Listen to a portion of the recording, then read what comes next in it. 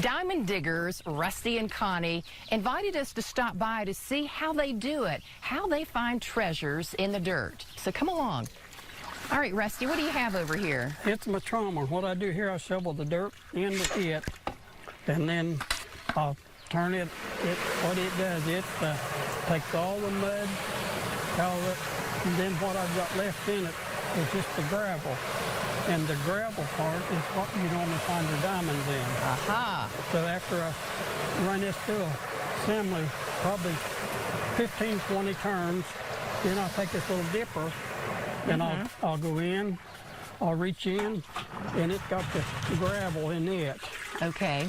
So I dip the gravel out and put it in the bucket, and then I take the bucket that's got this over, and then my wife, she washes through the... So this is a real team effort. She fine screens it here. We work better that way. And then I'll do it. Okay, so Connie, what is the process you're showing us? I'm putting dirt in my screens. You've got a top screen that's larger, and that lets all your larger stuff stay on top. Okay. And this is washed down to the gravel for me so far. And then I put it in the water, and I do that just a few times, and you notice that the larger things will stay on top. Yeah. If there was a diamond in there, that's where you want to find it. Yeah. Okay. So then, after that, what you're going to do, there's a process. You want to rock your dirt screen and bounce it and give it a quarter turn. All the while you're doing this, it's making a ridge down the center, and then it's flattening back out, and all your heavies are going to the bottom of the screen. So when you flip the screen, you'll have what's called a center. Okay, then you've got to let it drain, and that's the hardest part for me, because you've got to wait till it drains really well. You have to be patient, and you know there might be a diamond in there. There could be. So I let it drain till it just comes to a drip, because it's like flipping a cake. If your cake's not cool enough, when you flip it, it's going to crack. It's a mess, yes. And that way the dirt settles down. It's all the water, so when you flip it, it just stays in a circle on the bottom. It takes a while. It does. I'm amazed that you all take this with you every time you go out there. And speaking of where they go out there, every couple of years, these prospectors pack up these tools and travel more than 800 miles to the Crater of Diamonds State Park in Arkansas, to a 37.5-acre field where the rule really is finders keepers. I love that. Finders keepers. Okay, so then you bring it over then here. I bring it over here, and what I do is I flip it. Like a cake. Like so. And there's my center. Now, if there was a diamond, the diamond would be in that center. So once you've dumped this out, how do you know what to look for? You look for the shine. A diamond will shine, sort of have a metallic glow, and it kind of glows from the inside out. And you'll know almost immediately if you have found a diamond. Now, there is, and I use a magnifying, and there is the diamond. And if you'll give me that, right here,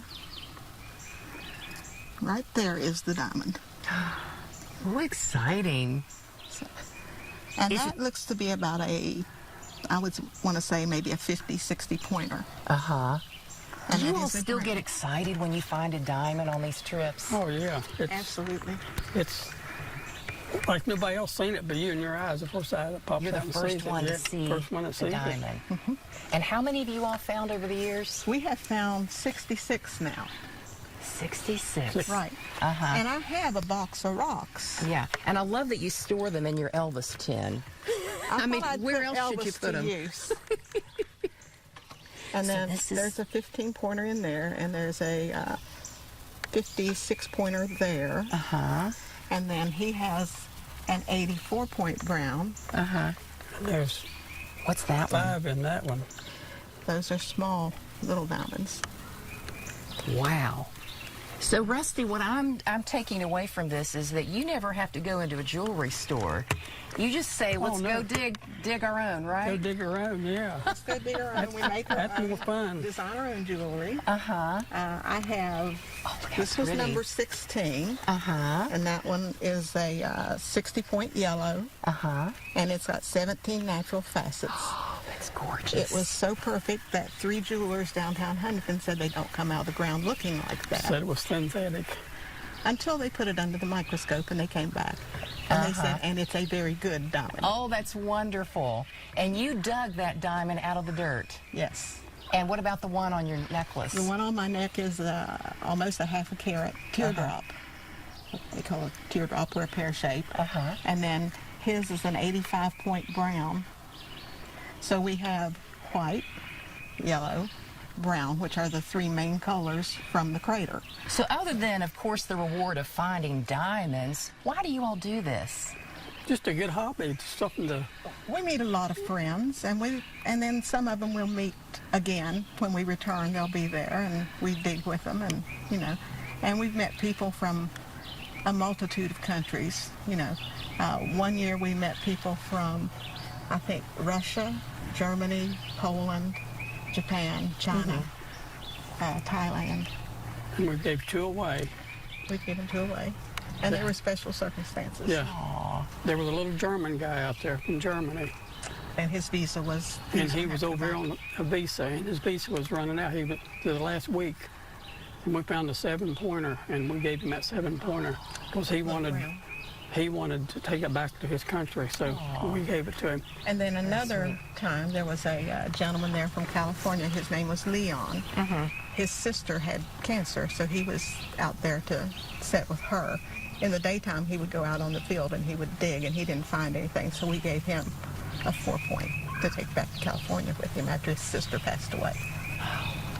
It sounds like the time you all spend together digging for diamonds is priceless. Yeah, and we've got several people that we dig with out there, and they try to come the same week that we do, so we're together. There's like 5 or 6 that spend almost like a week together. So. Oh, how fun. Yeah. Well, we're thrilled you let us stop by and get a behind-the-scenes look of how to dig for diamonds, and best of luck on your next big adventure out there. Now, when you find one, you want to go under it with a pocket knife.